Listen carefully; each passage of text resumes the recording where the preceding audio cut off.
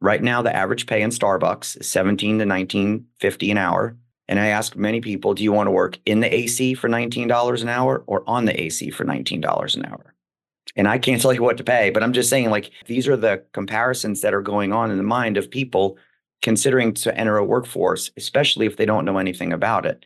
After that, then comes the assimilation phase into what the industry itself is, which is the onboarding piece. So if anyone's watching this, you want to write this number down, 50% of people that enter the service field leave within the first 120 days. Jed, I think we've met somewhere, and Mike, wow, long time. Yeah, got the whole band together. Right. I'm glad you're here, Paul. I was starting to wonder, do you not like us anymore? What's going on? It's not like you. You know what? If we could just get rid of the day job, the job that pays the paychecks, doing all this volunteering stuff, I'm all in. But mind the details. But it'll get you exposure, So, that's right. Yeah. I love that. Yeah. I know, and I think everybody understands the struggle is real for all of us, really, to be able to juggle so many things.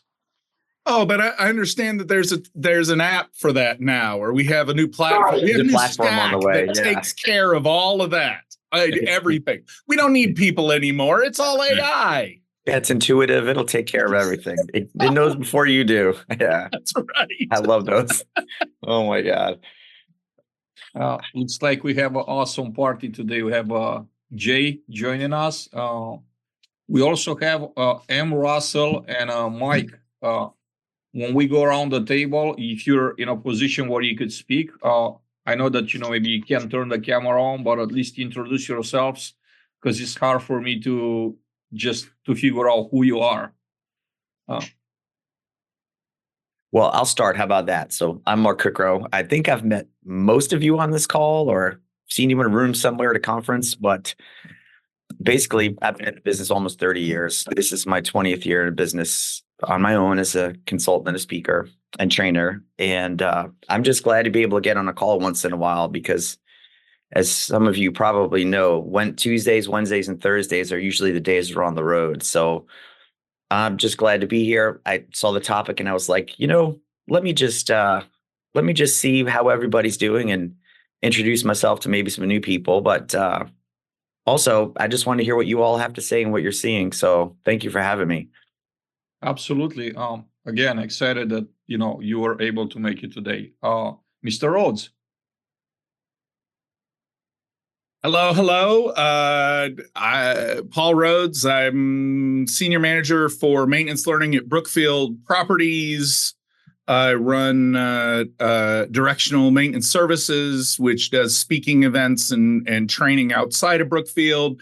And then the newest, latest, and greatest is hosting a podcast for all thing and everything maintenance thoughts called The Maintenance Mindset.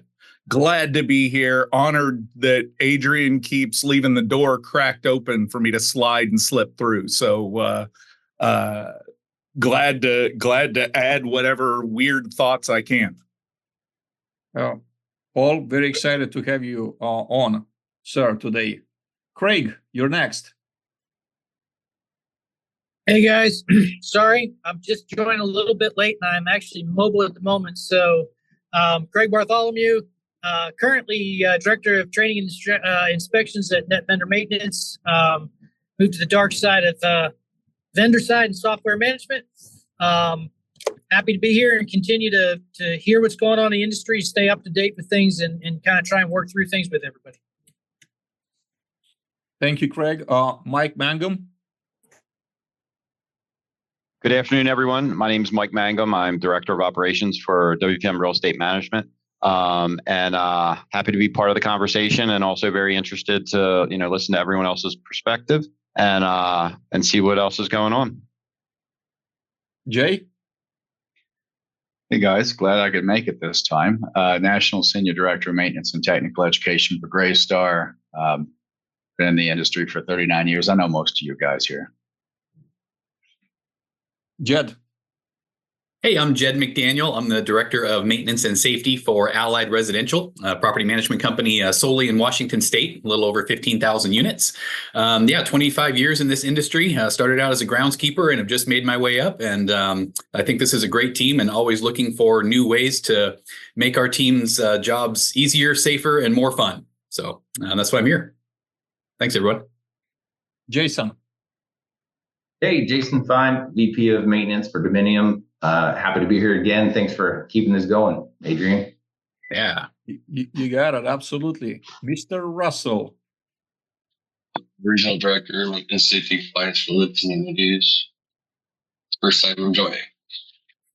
And then we have somebody else in the waiting room. And we also have a mic. We're not sure which mic you are. If you're in a position to say something, please introduce yourself to the group. Not Mike Malloy. You're next, but just Mike. Or maybe you want Mike. Mike, yes, sir. Hey there. I'm sorry, guys. I was rushing back to my office and listening on my phone and just transferred to my computer. So it was the same mic. Okay, yeah. good. Thank you. So I'm Mike Malloy. I'm Vice President of Facilities with the NRP Group. I think this is a great call. I love, often unable to join just because of other conflicts, but always try and, follow up and read the comments in the chat or what, the notes from the calls. I think it's a great group. I know some of you, but something that I try and do is try and connect with all of you. And I think it's great having this kind of platform to do so. So thank you, Adrian, for putting it together. But, all you guys that I see on the screen, I think are huge contributors. So I think it's great for what you guys are doing in the industry, trying to make, more time to be available and to help. Yeah, thanks for everything. Not just Adrian, but all of you. I think it's great. Yeah, we have a stellar group here today. And I'm super impressed with everybody that, came, that joined us. I do want to start by asking you something that wasn't on our agenda, but I want to ask you, what are you hoping to get out of these meetings, right? And we're gonna, go around the virtual table and, have each one of you kind of, share your thoughts. So Mark, we're gonna start with you.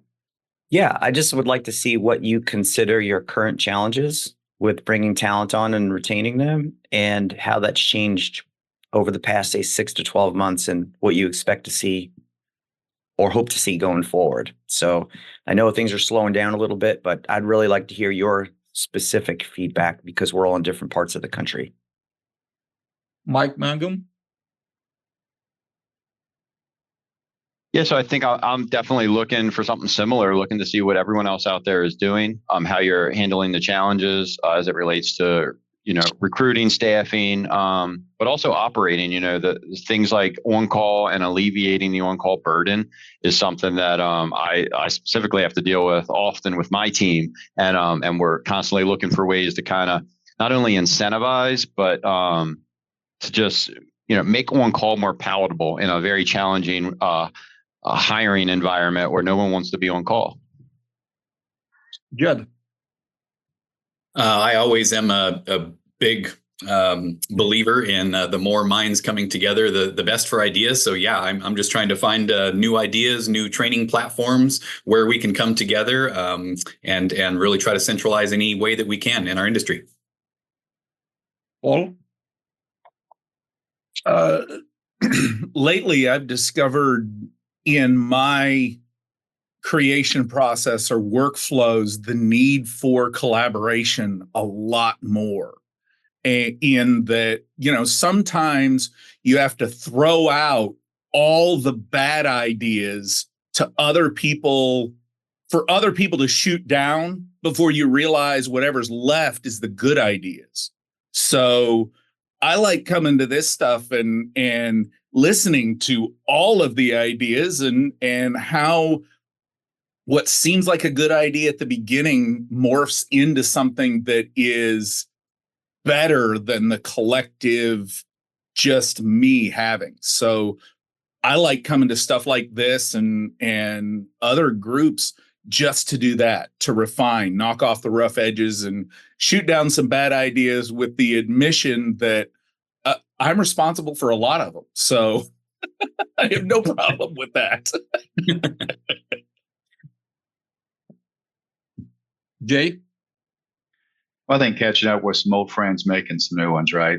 And then what everybody else said, of course. But yeah, I mean, throwing some stuff on the wall. There's a lot of new things going on out there, from AI to just regulations, and finding out what people are doing about it, and just, sharing both sides. But I mimic Paul in saying that, we have a lot of new ideas. I think we're all looking at how to change the business for the better in the future. And I think I'm starting to see the coming back of some old ways, whether it be some old certifications, whether it be like, CPR and first aid certifications that we all kind of went away with, for example, and I just didn't see them in companies anymore. And we're starting to talk about those in the Good Samaritan law, and where we fit, where our team members fit in the liability. A lot of stuff based on risk these days in our roles, right? It's almost a good portion of what we do is not only how do we make the service teams, their job more efficient, keep them around, make them happy like we were at some point, most days, right? Not every day, but overall, how do we keep them hooked on what we think is a great career, but also how we get the why down to the people. And so, a lot of that stuff is in our head. We're thinking about how it's going to sound, but we got to bounce it off each other and see what's worked with you or not worked for you. But I'll stop there. Craig? I think one comment real quick is I think the call, first of all, is great. I also think, establishing this platform, this group of people. So when questions come up, that you can post questions like outside of the time of the call, right? Like things come up and you don't have to wait for the scheduled meeting to talk about it. So like looking at the email list of all the people that are on this, I think is really impactful, and say, hey, listen, like, it helps to kind of understand who, what type of project what your portfolio is, where it's located, the product type, all of those different things, to be able to find peers within the industry, maybe specific questions to be able to reach out to. So like, I love the idea of like just talking about, we're all dealing with a lot of the same challenges, but like if there's specific questions, it's helpful to have a group of people to be able to rely on or reach out to connect with. Jason? Yeah, what I think is really cool about this, and what I hope we're giving to the audience is this avenue, like we're all saying, where people can come in, they can watch this call, and they can look at the transcript, and they can be able to see what some of the people that have been in the industry, the policymakers, right? And Adrian, that's what you and I were talking about originally, was like, get the policymakers, the people that are like high up in these maintenance organizations. Let's get them all together, because we've got so much experience and knowledge, and we're trying so many different things. And if I'm a newly appointed facilities director or a maintenance supervisor somewhere, maybe these calls spark something, and it's like, wow, maybe I can help with the on-call burden by working out some scheduling changes or something, or maybe we could work something out where we have the varying shifts or something. So I think that's the cool part about this, is that hopefully the listeners feel like they can be able to ping this group and say, hey, your next call, I'd like to know more about this. And I'd love for them to hear what we're all working on and how to try to counteract some of this stuff. So it's cool stuff. Mark Russell. Well, I think this is kind of cool. I really have no connection to the industry whatsoever. Created a silo myself. So it's kind of interesting to see kind of a window into what everybody else is doing, and collaborate with people with the same problems. Yeah, I think you're in the right place, and one of the best places to be, really, when it comes to this. Today, it's kind of like the who's who of the industry part of that list, right? A good part of that list. So, I'm excited that you joined the group and that you're here with us. So we're looking forward to doing great things together. Craig. Well, I think, selfishly for me at the moment, it's just a way to stay connected to exactly what's going on in leadership with regards to multifamily. But I think the main thing here is collaboration. Now a tool in a way where people at a senior level can get together and discuss issues, just like everybody else has been saying. I think that's something that's been lacking for a long time, and that's just great to see. One of the things that I developed based on the feedback from previous meetings was, okay, what should we talk about? How can we make the meetings better? And one of the suggestions, which I thought was an amazing suggestion, was like, okay, send an agenda ahead of time, right? And some people might determine based on that particular agenda if they're interested in participate or not, versus just waiting to see what are we gonna talk about. And I thought that was great. And I always want to put together that agenda based on your feedback, right? Obviously, I got my own agenda too, right? We could talk about so many things, and it's just not enough time. But one day at a time, right? At the end of the day, that's all we could do. And with that being said, I have something that I developed based on the feedback from the previous meeting, and I'm gonna pull it up out here and just start with the first topic and just kind of go around the table. The first topic here will be incentivizing new recruits, strategies for attracting skilled technicians and maintenance personnel in general to the industry. Who wants to go first, Mr. Rhodes? All untold.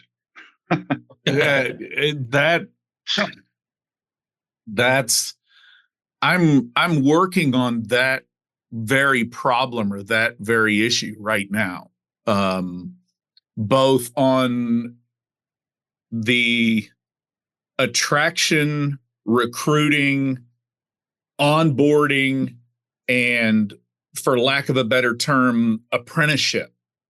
Because one of the things that I realized when starting to tackle it is that there are 4 very different specialties that you're talking about in each of those phases. What program or information or marketing, if you would, that you use to attract somebody to the industry is not going to be the same thing that's used to actively recruit somebody to your specific company, which is, different than onboarding and different than on down the road. And I almost think that we somehow need to tap into information or specialization other than me, because I'm the wrong generation for attraction at this day and age. The Department of Labor, where our average age for maintenance workers in general, the Department of Labor reported that last year, for the first time in X amount of recent history, our average median age dropped. But it's not because the way the numbers played out, it's not because we had a huge number of young people entering maintenance. And admittedly, this is outside apartment maintenance. This is maintenance in general based on their numbers.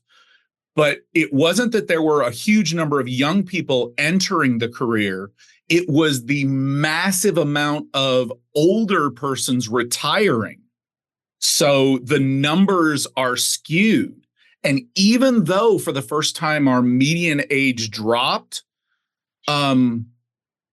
we are still 6 years above the median age for entry-level construction workers. So in my mind, when you put that together, we have at least what I look at, a generational problem. I look at things completely different than the way that somebody who I would try and be attracting to come in. So I will admit, I'm not the best person to talk to on that.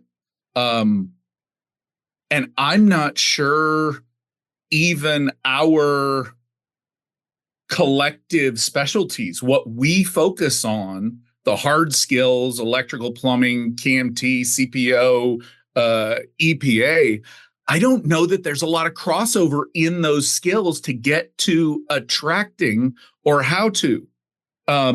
Jed, are you ready to get on TikTok and do your dance in order to do the maintenance attraction? Because that's all I got. No, I mean, it is tough right now to bring them in. I think, a company's reputation has a lot to do with it too. And you kind of have to, it takes time to build that to where people that are outside of your company or just coming into this industry know you or know what your company stands for. I go back to my ace in the hole for maintenance success of appreciate, compensate, educate. Whether you're trying to recruit them or bring them in or keep them, nowadays, they have to know that they are an important cog in the wheel, that they are a valued asset to not only the property that they represent or that ownership, but to the property management company that they're working for also, right? And compensating them, that's always been an issue with maintenance. Compensate them appropriately. I mean, that's huge to get the people to stay and get the people to show that they truly are appreciated and that you really are getting a great value from that maintenance tech versus having to hire a contractor for every single thing that comes up. And then, of course, educate. I think it comes back down to that, too. This isn't a job. This is a career. You have to have a path for them to be able to move forward. It has to be a visible path that they can know. Here's step 1, here's step 2, here's step 3 in order to get to their next step, because we're not all following the same path. Not everybody wants the same route in maintenance or that same career advancement path. There has to be different avenues depending on where they go. I've said before, some people like the merry-go-round where they find that one role and they want to stay that role and do it perfect for 20 years. And then some people like the roller coaster where they want to try everything and figure out what they're really going to be best at first before they settle down. If you can have those 3 things and have those paths for them, they feel valued. And I feel like they're going to want to stay versus job hopping for that 50 cents an hour more. In my opinion. Yeah, Paul. So my question to you, and I agree with you on the 3 8s that you talked about there. I agree with you, but my question is, especially in light of, Adrian's question of attraction to the industry, are those 3 things the same level of drivers for high school age? Right. And younger people that they were for us? Because I know that was the big driver for me when I started. I could go pick up trash, make more than I was making when I managed a store, walk around a property all day, full benefits, 40 hours, year round, be inside when it was bad.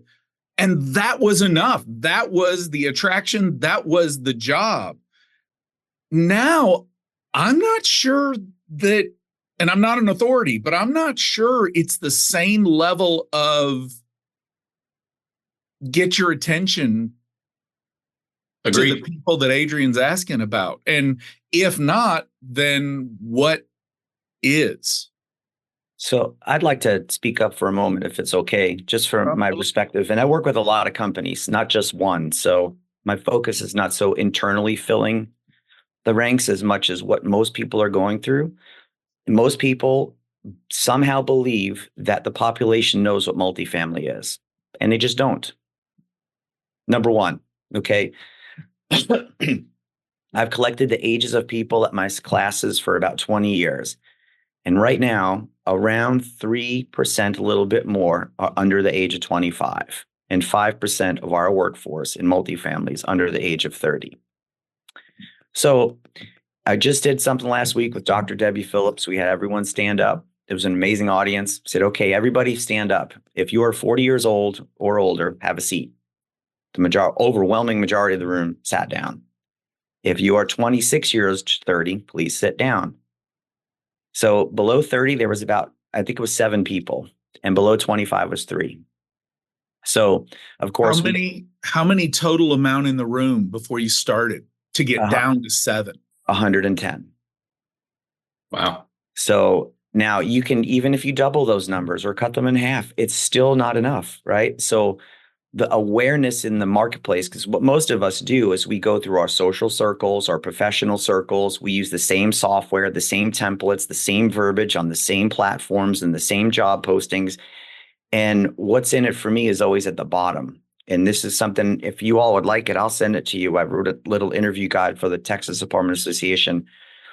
Most companies tell everyone how great they are. By the way, we won't tell you where you're working because we don't want anyone to know.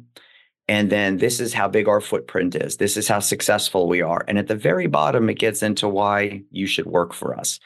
So I would like to ask everyone on this call or everyone that's going to watch after is if you take 10 tables and put one company representative from 10 different companies, so one person at each table from 10 different companies, take pay and benefits out of the conversation completely. I'm not allowed to mention it.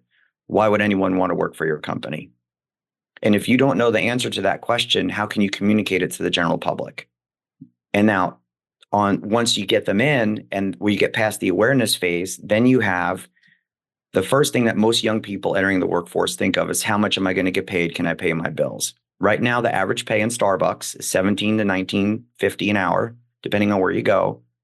And I ask many people, do you want to work in the AC for $19 an hour or on the AC for $19 an hour? And I can't tell you what to pay, but I'm just saying, like, these are the comparisons that are going on in the mind of people considering to enter a workforce, especially if they don't know anything about it. After that, then comes the assimilation phase into what the industry itself is, which is the onboarding piece. So if anyone's watching this, you want to write this number down, 50% of people that enter the service field leave within the first 120 days. So if there's like a golden period of onboarding, that's it. Now, with this said, I have just a little bit more to discuss is there are companies right now that have a waiting list to get in as we speak today. And what do they do in common with most others? And I don't mention their names anymore because they get flooded with phone calls and people try to poach and visit their properties and talk to other people. And I've been kindly asked not to mention specific names, but the communication between your first inquiry to about a job to the first day that you hire, if that's more than a week or two, you lost the majority of your pool. Like, how could you? People are living paycheck to paycheck. How can you take 3 weeks? Oh, it's a process. I hire slow and fire fast. Okay, for corporate positions, not service positions. If someone is making that kind of money, they need to get a job yesterday, and we need to have better processes. And people that think otherwise, I would love for them to actually run a service department, not just have a position where they assumed responsibility, but really get with the people in the field. After the person is there for 90, 120 days, then the assimilation and incorporation of what we do as a career is into that person's life and mindset. And so what most people are struggling with is they just expect technicians to show up. What some of the better companies are doing, and what I mean by better is that don't have many turnover issues, is they have, first of all, nobody trains less than multifamily. Nobody in all of the service industries across the spectrum. No, and certifications are not training; they're transfers of liability. So the average is 11 to 12 hours of training because we can't do without people. But when the person is hired, they get a set of tools and they get a bag, and it has all the basic tools that they need for 30, 60, 90 days. After the assimilation period, those are yours. After 6 months, you get them multimeters, ammeters. A year, you get them a set of digital gauges, and it costs less than one advertisement. So there's lots of little things that we can do. But the thing is we just consider it an expense instead, a liability instead of an asset. And you can just look at the way what you spend on advertisements and put that into marketing and experience, because we talk about the experience all the time, externally, but not internally. If it takes a person 3 weeks to get a job, they're behind on their bills. And it shows them that no matter how complex and brilliant we are, we can't communicate very quickly. And by the way, you have to show up with several $100s worth of your own tools, and you're 21 years old. And so, we say we respect the industry a lot, but how many of us hope our own kids get into it, right? And then would you be the person that who would you recommend your children to work for? And I think those are just some basic questions. And so the companies that are really doing a great job have everything they need. They're incremented phases of reward, whatever you want to call that. So recognition is for behavior, rewards are for results. They need results. And then what are they getting paid? And are people on call getting paid just for the inconvenience of their life? Because Generation Z is going to save the trades 100%. The bottom half of Generation Z is more interested in trades. There's a 50-something% decline in college admissions for young males. Most of them are going to the trades and looking for alternate job career paths. But it has to be persuasive enough for them to stay, or they're going to move around and go back. And so the first 1 or 2 years, their off year should be a wonderful experience in the service industries, or they're going to go back. And so that's just my observations and insights. But we need to put the resources, which includes training and treatment, into the hands of the people in the field. And we're not doing a very good job overall. I think we can improve quite a bit. Lots to think about it, Mark, and huge mic drop out there. Yeah. For sure. Adrian, is there a limit on how much logic and common sense can be applied to this particular area? I think we have to do something about Mark. I'm out. I got nothing. He's got so much I could take, right? Jed. Yeah. No, that was great. I gave my feedback after Paul. So no, that was terrific. Great comments, Mark. I couldn't agree more. Absolutely. It's something our entire industry needs to be working on. So I couldn't agree more. Sorry, I lost track over there. I got so focused on what Mark was saying. Yeah. Yeah. And let me just be clear. I'm not trying to insult or throw shade at anybody. I just want to nudge us all in the right direction, like Absolutely. From a genuine, good place. So I would just love to see this industry so full that people from other service industries can't wait to get in. And I think we all want that, Mark. And we got to speak the truth in order to grow as an industry and just become better. Instead taking the politically correct stance to where we gotta keep it vanilla. We can't talk about the stuff. I think we gotta go to the other extreme to where we're talk about. It doesn't mean that we're crying about it. We're bitching about what's not right. But if we're not starting with the challenges, how can we come up with the solutions if first we don't acknowledge what the challenges are? So I think this is a great start. Jay. Yeah, you're right. It starts with transparency, and I agree with everything Mark said. Well said, well placed, and I think it really covers a lot of the basic issues we're all dealing with. But I would challenge Paul, saying I think we are, maybe not just us, but we do have a lot of what it takes to look and help bring in some of the future candidates, and that's work ethic. I think one of the things we're doing is, and I really agree, Mark, if you take 3 or 4 weeks to try to hire a technician or even a service supervisor, they've already found somebody else. And I have a son that's a technician in Greystar. Or he's got his CPO, his EPA. I'm hoping for his CAMT, but he calls me if he needs something. But basically, he's a hard worker, and I stand back and watch. But I do ask, what's working, what's not working, and anybody that I suggest comes to Greystar, I can kind of track them on our list. I'll hit them back up in a week or two and say, hey, did anybody get back to you? Did you get any interviews? Did anyone say anything? And sometimes it's taken too long, even for our company. And I think that's the number one issue with losing candidates. The big thing is it's not for everyone. What we do is not for everyone, but I still believe even how we do it today there's the right people like us. Here we are, 30, some of us 30, 40, almost 40 years later, still in the industry. And I mean, I've got a great role now, but I went up and down in roles in really horrible properties. And those bad, challenging properties taught me the most, to be honest with you. When you look back, you hated them at the time, but I stuck with it. I looked for a better property. I looked for more money. I went for a company and didn't like the company culture. So I dropped back down a role for a couple of years and then moved back up. So a lot of us have done all of that. But why did I do it? It wasn't for the money. It wasn't for whether I worked inside or outside. It was because of where my ego was, what turned me on about what I did and how I did it. I think we have to find those people. And I think it starts with high school. I think it starts with VOTEC, considering where we're at. I think we have to have what we do in a more professional light, which takes training, which takes commensurate money. At the same time, We're not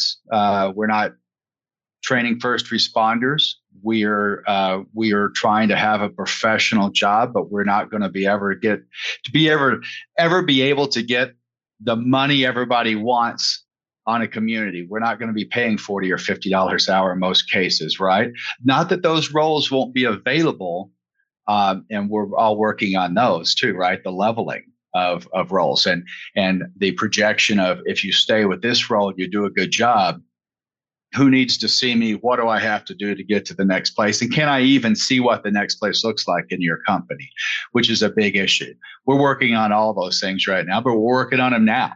But I think it starts to Paul's point. There's a lot of these levels where you've got to be able to know what you're looking for and find that whenever you're reaching out in that marketing campaign, going to the right pool of individuals that you think will be interested in this. And then others will come your way. Having the job description written better instead of that general and everything else under the sun at the end, right? Which all of us have still on our job descriptions, probably.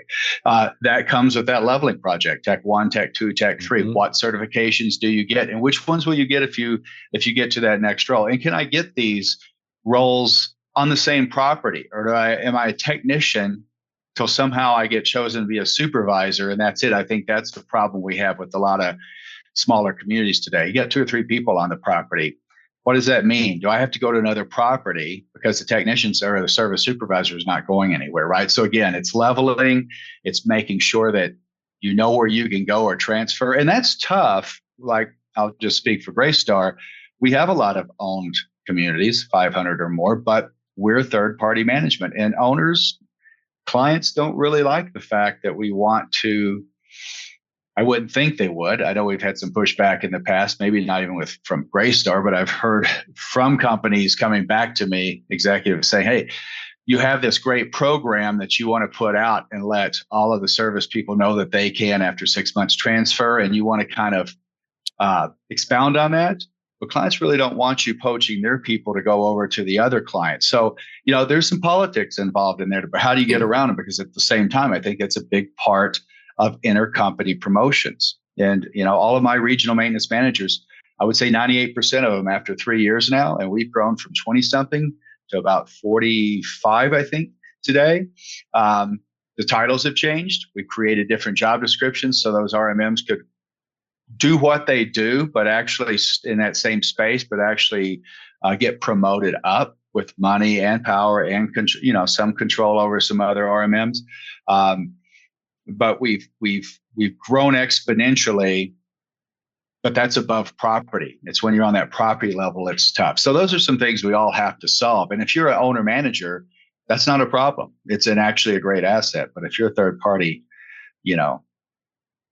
manager, then that's a challenge. But anyway, I don't want to go too long here because I want to hear what other people say. But I agree with you. We've got to rethink all of this, but I want to go back to the core part. You're looking for the right individual, and you're trying to nail that person in the place that they live today.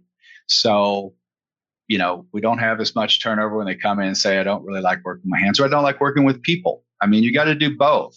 But there's a different person that works at Starbucks, and there's a different person that likes to go take care of people because it's in their hands. They've got that pride in this craft that they do. And I think it's a little bit different. So it's nailing the art and the science of what we do down, and then finding people that are into it and then paying them well. So I'll leave it at that. Before I go to the next person, there's a thought that just came to mind. I think we're talking about a current model. How can we make the current model better? But I like to put a thought into your minds out there. Not necessary for today's conversation because it's just too much to cover. But how about if we reinvent the model, the way we hire people? And I'm thinking right here, the gig economy, right? The gig economy is growing at a rate that maybe we're not so much aware in an apartment industry, but in the outside world, it's a real thing and it's growing. I think it's gonna be the thing. I don't know how fast, like is it gonna take a decade, 2-3 decades, but I think eventually in a distant future, people will be working based on, short-term assignments, not like full-time with benefits. I mean, I'm seeing those numbers growing and it's very, very appealing. I just take the example of Uber. Like, I only found like probably one Uber driver in like the past 4 or 5 years of heavily using Uber that wasn't too happy with his job. Not a single one of the rest of them that I told to ever consider going back as a full-time employee. It's gotta be a reason. So again, that's just for future conversations. What I'm getting with this is that, is it not possible for us to create a platform for talent where talent, should just log in and out and, work for a period, limited period of time, half a day, a week, that we don't have to chase that, full-time employment. Again, just a thought.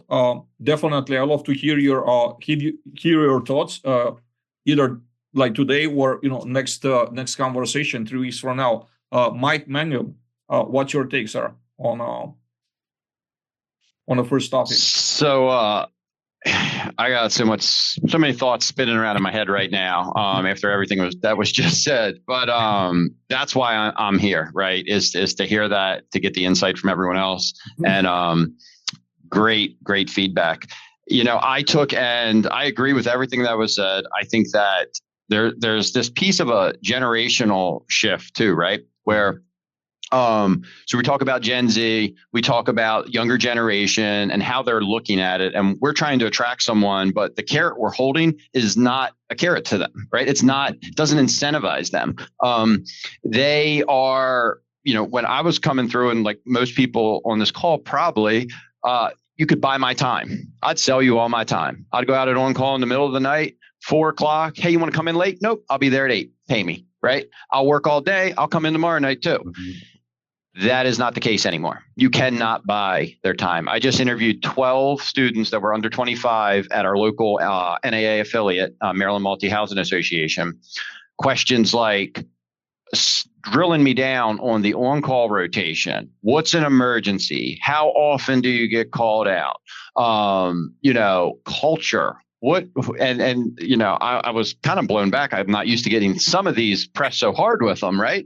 I'm doing the interview for crying out loud, and they're asking about culture. What is our stance on environmental impact? How do we take and with community impact? And I had answers for all those things, but so I think it's important to make sure that the carrot that we think is a carrot truly is a carrot to the audience. And also that we have something, we have a career path, and it's not just you're a maintenance man, it's a job, right? So if you can't tell them, well, in your first 6 months you're here, then you move on to this, and this is the opportunity. And after this certification and this training, you could be in this pay bracket or this pay scale with this opportunity. They're going to someone else that can give them that answer, that can say, hey, after 3 years, this is where you can end up. This is what you can be making. So I think there's definitely, a lot to unpack there, but there's the time thing is real. As for flexibility, we can't buy time. And look, at my point in my career, I don't consider myself lazy at all, but I'm like, how can I get some time back, right? I'm trying to make time today for this call. Yeah. I'm trying not to work anymore on the weekends than I have to. I'm like, how can I get some of my time back? And they're just coming to this conclusion much earlier in their career and in life that it's taken everyone else to to get to. So, I think there's multiple things that we need to take into consideration, as Paul said, with not only where we're attracting people, how we're attracting them. Once we attract them, how do we keep them? And the on-call thing is something that it all revolves around, because it's such an inconvenience, right? You should be paid for on-call, whether you're getting a call or not, because you're answering the phone, you're working, you're being disruptive. I saw something yesterday that was talking about everything with Dell, and about how they had everyone working remotely, and then they were trying to get everyone to come back to work, and people didn't want to come back in the office, and then they even tried to give promotions and pay additional rates, and it all came back to time, right? When they're saying, okay, well, by the time I get up in the morning and I get ready and I drive to work, and then I work all day, and then I drive an hour home, that actually takes my hourly rate to, a lower hourly rate. So you can look at it that way. But the point I'm making is that, the younger generation is certainly looking at time and looking at I think it was a great line. Do you want to work in the air or on the air, right? For $19 an hour. And that's the first time I heard it, but it's definitely that hits home. So great conversation.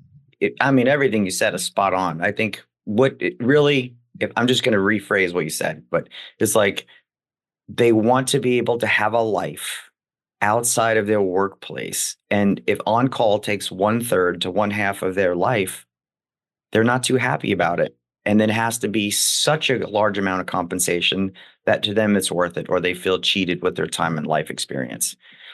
So, yeah, I think we could talk about this for days, but spot on, Mike, 100%. They are unwilling completely. They would have no job than work at a job that takes all the time out of their life. And just to add, and you said it actually better than I did. You articulated it better, but the thing that I kind of come back to too is at one point my stance was, the younger generation just doesn't want to get dirty. They don't want to work with their hands. They just don't have great work ethic. And I've kind of come full circle now to where I'm starting to understand that no, when I was 18, I didn't have that clarity. I was selling you all my time, of this finite resource that I can't get back. I was saying, take it, give me money. And so it's a lot of challenges, but I think everyone on this call and the diverse perspective certainly takes and moves us in the right direction. Yeah. Jason? And what can I say that hasn't already been said, right? No, I always love this conversation. I always look back at the generations before us, right? So our parents and our parents' parents, and you dedicated your life to the company. You died for the company. You did everything for the company. And as you guys have all brought up, it's changed with social media and with the internet and with everything that's going on, and COVID changed it even more. And it's interesting to see how people will say, you know what, I don't want to be here for 20 years. Back my parents were like, you came to work, you worked 20 years and then you retired, that was your goal. I even thought that myself, like that's how it works. When I was, younger in this industry, I worked for 17 years at Equity Residential, and I was like, man, I'm gonna get to 20, and then I left and I went to Camden. I found other opportunities and for more growth. And I talked to them. I'm watching my kids like grow up, and like they're starting to go, hey, I'm going to go out and get a job, and they're finding anything, right? They're just finding anything. Like one of my son's friends he got a job at Discount Tire, right? And my son's working at Lupe Tortilla, and my daughter's working at a baby clothes store, right? So how do we get in front of the kids and say, hey, this really is a great industry. This really is neat. There's tons of opportunity for growth and to be able to work with your hands. And because I have not met too many maintenance employees that said, coming out of high school, I wanted to be a maintenance employee. I didn't. I fell into it because somebody said, oh, you were working in a lumberyard. And guess what? The lumberyard was the job I just got out of high school. I just needed a job. I just needed money. I needed to pay my bills. And so I got in a lumberyard, and that just kept the evolution of, okay, I got into construction. And then somebody was like, oh, you live at this property and you're in construction, and we have an open maintenance position. And then that's how I kind of flowed into maintenance. And that's the thing, right? Is we have to get out in front of these people that are maybe floating around going, I don't know what I want to do. These kids I reached out to a high school or was a school district, and I said, hey, do you guys have any job fairs for kids? Like these seniors that are coming out of high school, is there some sort of job fair that we can be able to put on for them? And I never got a response back. I wonder if it's because they'd rather have more kids come out of high school and go to college, because then they could be able to say, like, look at how many of our kids go to college and get accepted, And I think there's a big opportunity to maybe partner with school districts and be able to say, hey, this is a great opportunity, and we have these trainings that we do for you. We have different weight. Like now there's the VR goggles, and so we can be able to attract these people to say, hey, there's some cool tools and games that you can use to be able to learn. And so it really is exciting. I just think we need to get in front of them and show them that it is a great opportunity and adventure. And I also like what some companies have done. I've seen where they advertise to their residents. right? Advertise to the residents and say, hey, you live here, you can get a discount and you can get some great perks. And somebody that's struggling and might, need a job quickly, they might get excited about it and say, wow, my rent's going to go down and I'm going to get a job. This is a huge benefit to me, right? So it's pretty neat. It's fun to try to figure out how to tackle it in the different cities. And I'm enjoying watching my kids grow up. And I brought up maintenance to them. I brought up maintenance to both of them and told them, like, look, the roof that you have over your head, like, it's all maintenance. So it's fun. I appreciate these conversations. I know I kind of rambled on a little bit there, but it's definitely the entire the newer generations are changing, and we can't fit the same square peg in the round hole, right? And we're outnumbered by far by Generation Z. There is not a shortage of people. We have millions upon millions of more people in that generation than ours and the one before us. Right. There's no reason why we can't get people with some adaptation and changes. Yep. Well, It seems to me we keep cycling or circling around compensation and the things that our industry are built around providing as compensation don't match what that audience is. You brought up on call, and Mike Magnum, to your point, that was, sell your time. Yes, I am. I can remember one of the guys working for me said, I'm a maintenance whore. Pay me, I'll fix anything. and you take away the pay, and he says, I'll go fix somewhere else where they can pay me. And to that end, if this job requires on call, and in our current state, being reactive that our industry is, it's gonna always require on call. And if our compensation, and we're not set up to provide the compensation, one, the audience wants, and two, we even want to provide, we're already at a loss. Maybe Adrian is onto something. We gotta overturn the apple cart. And I'm sorry, Mike Malloy and Mr. Russell, you go ahead. I'll shut up. I'm sorry. yeah, and they're all great points here. I guess trying the same thing, right? That gets harder for us to accomplish. Like, we talk about this stuff for decades. I've been around for it, and these conversations have been taking place, and it's never getting any better. It's kind of going the other way around for the most part. Now, Mark gave us the example that other companies are doing it right. We'd love to hear what they're doing right, so we could share with the group. But as an industry as a whole, I think that things have not gotten better. And then I'm thinking, what do we need? And I think one of the things that we could use is disruption. And disruption for me is not something that is going to come from within. People from within can provoke it, but then we had to look outside of other examples that could be replicated. That's why I brought Uber. So with that, I'm shutting up. And Mark Russell, please. You're muted. So we kind of created a lot of little tributaries off this river here, but see if I can touch on all of them. So as for attracting technicians to the industry, we're not a desirable industry.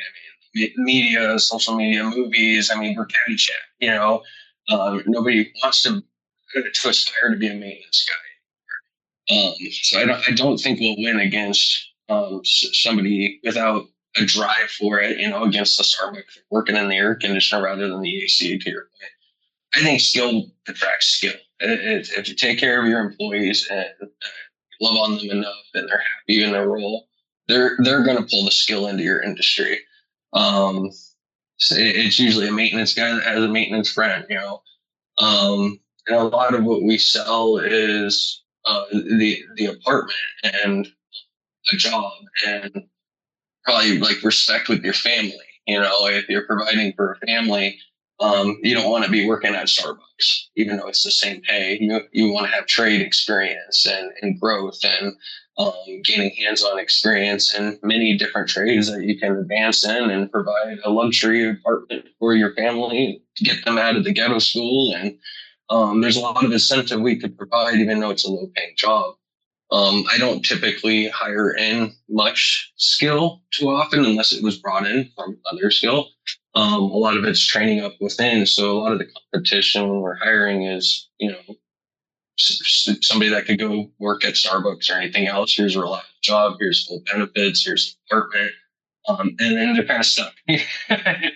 Where else are you going to go where you can get all that stuff, As for the burden of on-call and the younger generation, I mean, so Mark was saying that, of a high majority are older, over 40. And in our company, I would say it's the complete opposite. We have about 5% that are over 40, and we're 90% young. We have 90% retention rates, and we keep them. And I think a lot of it comes with choice and stigmatisms that we've created of like more money. Oh, we're going to pay overtime for on call, and that's supposed to be beneficial to them. And the new crowd doesn't like that. They want freedom. They want to go home. They want to play video games. They want their time. Their time is valuable to them, and so we offer a lot of choices. I mean, we give the like an on-call bonus every week. They're on bonus, so they get it no matter what, as long as they make all their calls. But we allow them to either cut the time or we can give them the overtime. Which one do you want? What's more important to you? And giving that flexibility has helped tremendously. So you get the maintenance fours out there that maybe want all 4 of the on-call weeks so they can get some more money. And then now everybody else doesn't have that burden of the on-call. For our supervisors, we've switched it to where they're on every other rotation because you're kind of always on.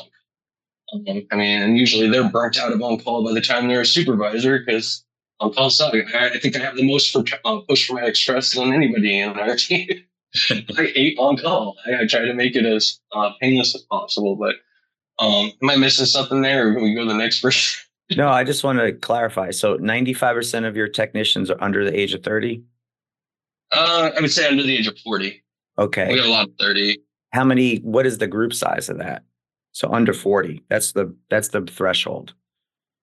Yeah, we're not huge. We're not a huge company. At the moment, we sold off all of our senior living that we used to manage some things, but right now we're only 6. We're only 6 properties. Okay, so, yeah, you're the exception to the rule, my friend. And I was like, I've got to learn more. So okay. There's 2 people in our company that are over the age of 40. I wish I could retain more full timers. I love the knowledge. Yeah. I'm impressed. Yeah. How do I attract that? I want that work ethic and the guy that shows up 15 minutes early every day and that has a book full of knowledge. I just don't get it. So I almost want the opposite. Sure. So I can train all my younger guys. Oh, thank you for answering. Yeah, I love all of it, Mark. And I think, one of the next meetings is going to be how to scale a gray model and gray models in general, and how to use social media as a tool, as a weapon in a good way to push all these conversations and all this content. And I'm trying to do on my end. We try to chop up this content, put it out there aggressively, put it out there to create conversations, not just within the industry, but outside the industry too. I want to use this as leverage, not only as a threat, social media that, kids are attracted, like, being on social media, being influencers, but I want to use this as a tool for us to get the word out there, to amplify the message. Mike Malloy, please, sir. So, I think there's a lot of bright people on this call and with great ideas. And I think it's all, the ideas are great. The biggest challenge that I see, or, that we all see, is like, you try and implement some of this change within the industry that we have, and everything is moving so fast that we just continue to talk about the same things, right? It's going to take a lot of change to be able to change it. And I've heard a lot of your stories where many of you guys started as groundskeepers and you worked your way up, right? And you worked with the company, and there was this sense of pride where you were committed to that company, and you actually stayed within a role and you developed skills. Nowadays, people, they obviously they'll go to, we're promoting people faster just for the sake of like, we don't want to lose them. Like, oh, hey, I'm ready to be a supervisor. I can go be a supervisor here. Okay, we'll make you a supervisor, right? And that is happening all over the industry. We don't have, we're competing for the same people. We're all paying more, getting less. And these are not, these are the same problems we're all talking about, but like, it's a real struggle, and how we solve that. It really is going to take the industry to commit to change. It's not, hey, this is what I'm doing at my company, because you're gonna, you almost have to like dig your heels in the sand and say, listen, we're not going to chase people. We're going to only promote the right people, and we're gonna be okay with losing them. We're gonna be okay with losing some people because they have an opportunity to go elsewhere, and that's the challenge that I'm dealing with. I don't want to be in an arms race with all of you guys to just keep our people, right? And so I know that doesn't really add to the conversation in terms of how do we solve the problem, but it's just like, hey, this is a problem, and I think it's going to take, really, I think it's an industry initiative to be able to attract people into this industry, and to stop the turnover. The turnover as an industry the turnover from company to company is not good for the industry, right? Mm-hmm. So that is a problem that we all need to solve together, I think. Yeah, I think just for closing for me is like, a lot of people may not want to be in the industry. I think a lot of it is because they don't know it, but unless we tell them why, and sharing our stories and our successes and what it could do for the longevity and the quality of their life, people like us on this call need to share those perspectives, because we're not. And Adrian, this is my first call. You probably have done a better job than anyone I know of getting people like us all together in the same place on the same day. And so, but I think we're gaining momentum, and we're all growing our group and moving in the right direction. And the more that we can just share honest, sincere, heartfelt stories, successes, failures, lessons learned along the way, and why we're still here, we'll start to multiply more people entering the workforce. But the percentages are low, and I think all of us are moving in the right direction. So I appreciate your time today. And, I may send some of you a follow-up question or two about specifics to maybe present to the next call. But thank you for this. It's insightful. I'm glad I joined. Yeah, Mark, I thank you very much, for being very kind to say the kind words. I made it a mission of mine to keep us together, to grow this group.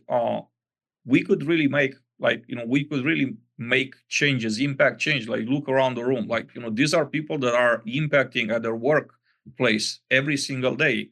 We could together, as Paul was mentioning, collaboration, together we could make so much bigger impact versus each one of us with our own tribe in our, little room out there trying to figure things on our own, when, there's so much wealth of knowledge and wisdom out here that we could just put together, and our collective brains could get, could push this forward so much. Before, letting you all go, of course, we're up on time. I wish we had 2 hours or 3 hours, because honestly, I know that's, wishful thinking. But Jay, before he left, he typed up the message. I'm not sure if you all had a chance to read it or not. I have to jump on our call, but I'd like to discuss more about focusing on our core needs rather than what makes a candidate excited to work. Sounds odd, I know, because at the end of the day, we need to pull in those that connect with what we have to do as a department and do it well.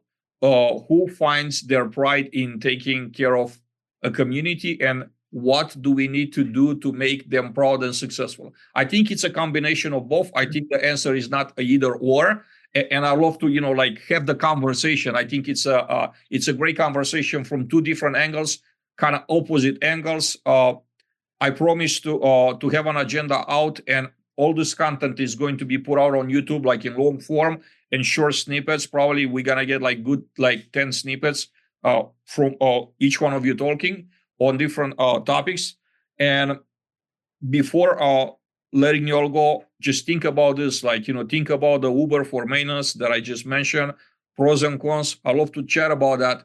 And also I love to chat about how can we optimize things, right? Obviously, we're talking about shortages. How can we leverage in a meaningful way that technology, not just technology for the sake of technology, but how can we implement technology that actually helps the current stuff, like, releases, some of that pressure from, what they're facing today, and hopefully helps with, that staff shortage too, right?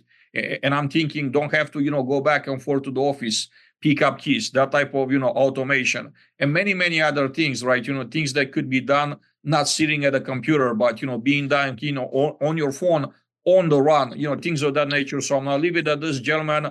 Thank you so much. Like, really appreciate that. This was one of the best conversations I had in a very long time. I hope you'll have a great rest of the day, and I'll see you in 3 weeks, hopefully. Take care.